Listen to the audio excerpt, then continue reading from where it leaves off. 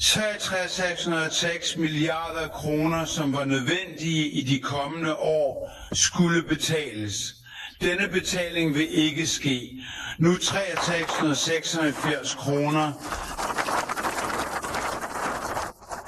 Mine ærede og storebror Khwaja Munasaf Sahib har meget god viden om denne sag, fordi han også har gået gennem disse gyder mange gange. Så hvad betyder denne besparelse på 386 milliarder kroner? Jeg vil gerne sige, de resterende EBIPs, der havde en levetid på 3-25 år. Fra 3 år var nogens levetid afsluttet om 3 år, og den længste var 25 år.